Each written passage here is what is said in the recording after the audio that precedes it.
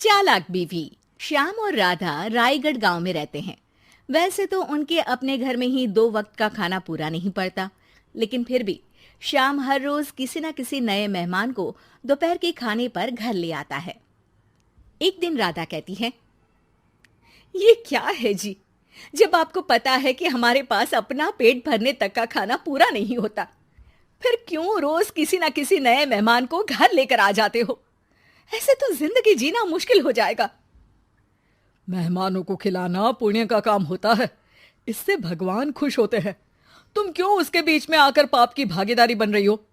दोबारा मेरे सामने ऐसी बात मत करना, समझी? इसी तरह राधा बहुत बार श्याम को समझाने की कोशिश करती है, पर वो हर बार एक ही बात बोलकर उसे चुप करा देता है। इन्हें समझाना तो बेकार है। मुझे ही कोई ऐसी तरकीब सोचनी होगी जिससे मेहमान अपने आप ही यहां आना बंद कर दे। राधा तरकीब सोचने में लग जाती है और इसी तरह कुछ दिन बीत जाते हैं। एक सुबह श्याम बिना कुछ बताए जल्दी घर से निकल जाता है और राधा अपने काम में लग जाती है। कुछ घंटों बाद श्याम अपने एक दोस्त के साथ घर वापस आता है। सुनो राधा, आज दोपहर के लिए 3 मेहमानों का खाना बनाकर रखना, और याद रखना उनकी खातिर में कोई कमी ना हो। श्याम की बात पर राधा हैरानी से उसकी तरफ देखने लगती है, लेकिन दोस्त के साथ होने की वजह से कुछ बोल नहीं पाती। घर में तो ठीक तरह से 2 लोगों के खाने लायक तक दाल चावल नहीं है, और इन्हें मेहमान बुलाने हैं। बस अपना अपना बोलते हैं, दूसरे की तो कभी सुननी ही नहीं है। क्या करूं मैं? राधा क्या करूं क्या नहीं की उलझन में फंसी ही होती है कि उसके दिमाग में एक तरकीब आती है, जिस पर वो श्याम और उसके दोस्त के घर से बाहर जाते ही रसोई में से सिलबट्टा निकाल कर लाती है। अब मुझे मेरे ये साथी ही इस मुश्किल से बाहर निकालेंगे। राधा सिलबट्टे पर रोली, चावल और हल्दी डालकर उसे मेहमानों के बैठने की जगह पर ले जाकर रख देती है। कुछ ही देर में वो तीनों मेहमान भी घर पहुंच जाते हैं। आइए जी, पधारिए, हमें आपका ही इंतजार था। जी शुक्रिया। श्याम भाई कहाँ हैं? वो ना बस आते ही होंगे, तब तक आप बैठिए ना। जैसे ही वो तीनों अपनी जगह पर बैठते हैं तो सामने पूजा किए सिलबट्टे को रखा देख असमंजस में पड़ जाते हैं। और बहन, ये सिलबट्टे की पूजा कर इसे यहाँ क्यों रखा है? क्या ये आपके यहाँ का कोई रिवाज है? अरे नहीं नहीं, वो तो मेरे पति की मन्नत है, इसलिए पूजा की है। हैं? सिलबट्टे पर कैसी मन्नत? मेरे पति ने मन्नत ली है कि वो अपने मेहमानों को खाना परोसने से पहले इस सिलबट्टे से 3 बार उनके सिर पर मारेंगे। राधा की ये बात सुन तीनों मेहमानों के चेहरों की हवाइयां उड़ जाती है, जिसे देख राधा मन ही मन हंसती हुई उन्हें दिलासा देते हुए कहती है, अरे आप लोग फिक्र मत कीजिए, ज्यादा तेज नहीं मारेंगे, बस 3 बार जरा सी थपकी। और ये सुनते ही तीनों मेहमान डर से कांपते हुए तुरंत अपनी जगह से उठ खड़े होते हैं। अरे अरे, आप सब उठ क्यों गए? मेरे पति बस आते ही होंगे, फिर सब साथ में खाना खाइएगा। अरे जी नहीं, हमें कुछ नहीं खाना। ये कहकर तीनों मेहमान बिना एक पल की और देरी किए घर से बाहर भाग जाते हैं, जिन्हें जाते हुए घर के अंदर आता श्याम देख लेता है। अरे वाह राधा, उन तीनों मेहमानों ने तो बड़ी जल्दी खाना खा लिया। नहीं ना, बिना खाए ही चले गए। अरे वो क्यों? क्योंकि वो खाने से पहले मुझसे ये सिलबट्टा मांग रहे थे, तो मैंने बोल दिया कि मेरी माँ ने दिया है, मैं नहीं दे सकती। बस फिर वैसे ही चले गए। राधा की बात सुन श्याम गुस्से से लाल होकर उस पर चिल्लाने लगता है। तुम पागल हो क्या? मेहमान को नाराज कर दिया। मेहमान जो मांगे उन्हें वो देना हमारा फर्ज है। इतनी सी बात तुम्हें कब समझ में आएगी? मैं अभी उन्हें ये सिलबट्टा देकर वापस घर में ले आता हूं, तुम खाना तैयार रखना। अब श्याम सिलबट्टा उठाए घर से बाहर निकल जाता है और मेहमानों को ढूंढना शुरू कर देता है, जो उसे पास में ही एक पेड़ के नीचे बैठे दिखते हैं। श्याम उनके पास पहुंचने ही वाला होता है कि वो उसे सिलबट्टे के साथ आता देख दोबारा भागना शुरू कर देते हैं, जिस पर श्याम भी उनके पीछे भागने लगता है। अरे रुको, मैं आप लोगों को ये देना चाहता हूं। अरे आप लोग रुको तो सही। अरे भाई, ये तो हाथ धोकर पीछे पड़ गया है। अरे जुबान कम और पैर तेज चलाओ। वो तीनों पिटाई के डर से और ज्यादा तेज भागने लगते हैं।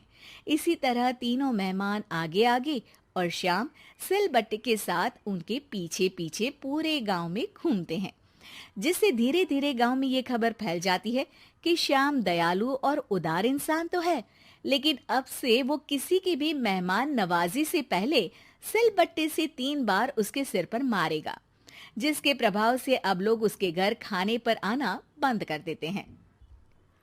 मैं तो उन्हें सिलबट्टा देने जा रहा था और लोगों को लगा कि मैं मार रहा हूं। कितना बड़ा बेवकूफ हूं। अब मेरी ही वजह से कोई यहां खाने पर आने के लिए तैयार नहीं है। इस तरह राधा अपनी होशियारी और सिलबट्टे की मदद से श्याम के मेहमानों वाली आदत से छुटकारा भी पा लेती है और घर की शांति भी भंग नहीं होती। जरूरी नहीं कि हर जंग हथियार से ही लड़ी जाए।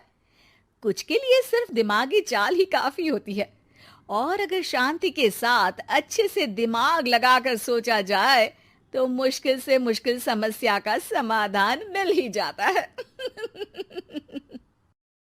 बेशरम मॉडर्न सास। गीता एक गांव की लड़की है और उसकी शादी शहर में विपुल से हो जाती है। गीता की सास सविता बहुत पढ़ी लिखी और मॉडर्न महिला है। शादी के कुछ दिन बाद गीता, तुम आज शाम को तैयार रहना, हम डिनर बाहर ही करेंगे।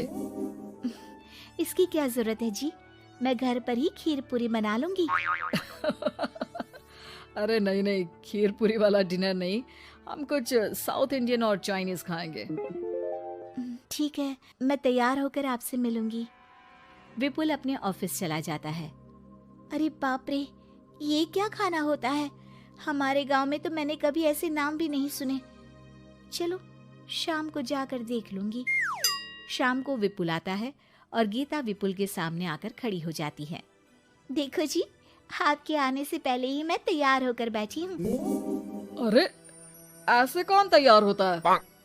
क्या हुआ जी? मैंने लाल रंग की अच्छी सी साड़ी तो पहनी है, इसमें क्या कमी है?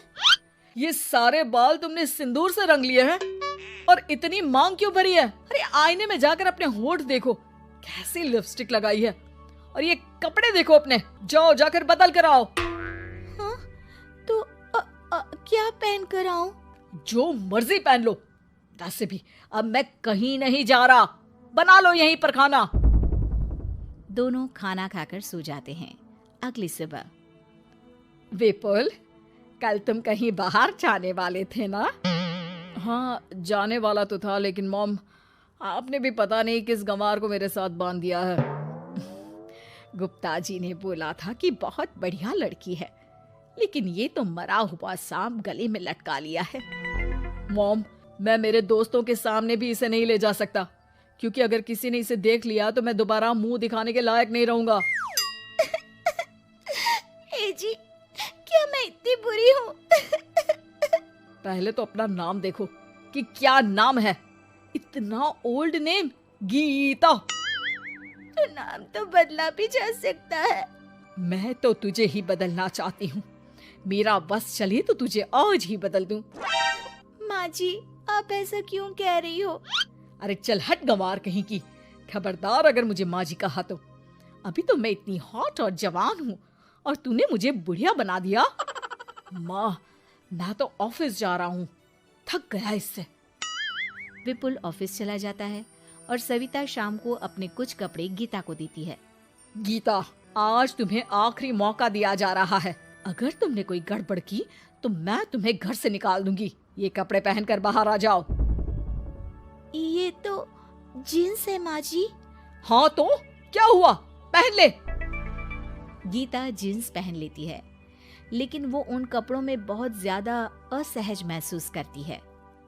आज मेरे साथ बाहर चल, तुझे शहर के तौर तरीके सिखाऊंगी, लेकिन ध्यान रहे कि जैसा बताऊं ऐसा ही करना है। सविता गीता को लेकर मैकडी पहुंच जाती है और वहां 2 बर्गर मंगाती है। माँ जी, ये क्या है?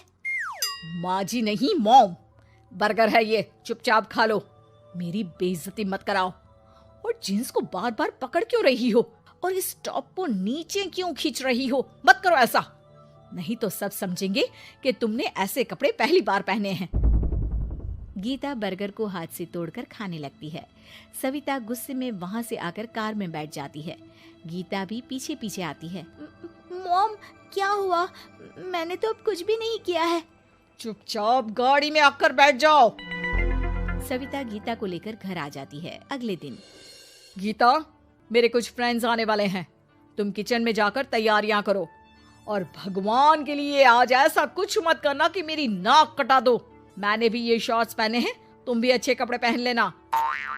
सविता के फ्रेंड्स आ जाते हैं और गीता तैयार होकर नाश्ता हाथ में लेकर बाहर आती है। इस कमार ने ये क्या पहन लिया? गीता ने एक शादी वाला लहंगा पहना है और वो उसको संभाल नहीं पा रही है, जिसकी वजह से वो नीचे गिर जाती है। सारी फ्रेंड्स हंसने लगती है। सविता ने गीता को कस के 2 थप्पड़ लगा दिए और उसे हमेशा के लिए घर से निकाल दिया। मैंने आज गीता को उठाकर घर के बाहर फेंक दिया है। अब किसी मॉडर्न, समझदार और पढ़ी लिखी लड़के से शादी कर लो बेटा।